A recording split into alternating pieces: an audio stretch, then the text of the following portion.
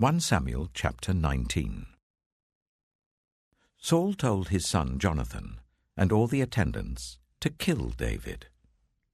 But Jonathan had taken a great liking to David and warned him, "My father Saul is looking for a chance to kill you. Be on your guard tomorrow morning. Go into hiding and stay there.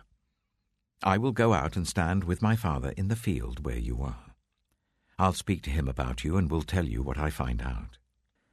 Jonathan spoke well of David to Saul his father, and said to him, "Let not the king do wrong to his servant David. He has not wronged you, and what he has done has benefited you greatly.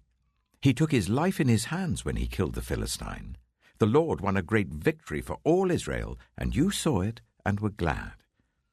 Why then would you do wrong to an innocent man like David by killing him for no reason?" Saul listened to Jonathan and took this oath, "As surely as the Lord lives, David will not be put to death." So Jonathan called David and told him the whole conversation. He brought him to Saul, and David was with Saul as before. Once more war broke out, and David went out and fought the Philistines. He struck them with such force that they fled before him. But an evil spirit from the Lord came on Saul as he was sitting in his house with his spear in his hand. While David was playing the lyre, Saul tried to pin him to the wall with his spear, but David eluded him as Saul drove the spear into the wall. That night David made good his escape. Saul sent men to David's house to watch it and to kill him in the morning. But Michal, David's wife, warned him, "If you don't run for your life tonight, tomorrow you'll be killed." So Michal let David down through a window, and he fled and escaped.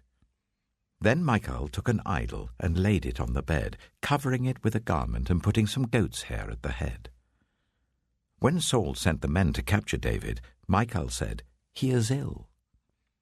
Then Saul sent the men back to see David and told them, "Bring him up to me in his bed so that I may kill him." But when the men entered, there was the idol in the bed, and at the head was some goat's hair. Saul said to Michal, "Why did you deceive me like this and send my enemy away so that he escaped?" Michal told him, "He said to me, 'Let me get away. Why should I kill you?'" When David had fled and made his escape, he went to Samuel at Ramah and told him all that Saul had done to him. Then he and Samuel went to Naioth and stayed there. Word came to Saul, "David is in Naioth at Ramah." So he sent men to capture him. But when they saw a group of prophets prophesying, with Samuel standing there as their leader, the Spirit of God came on Saul's men, and they also prophesied.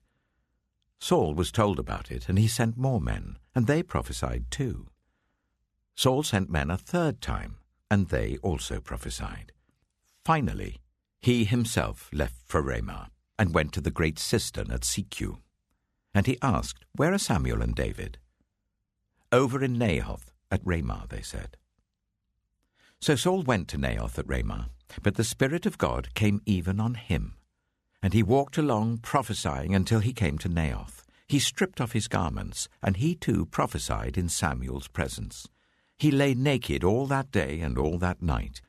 That is why people say, "Is Saul also among the prophets?"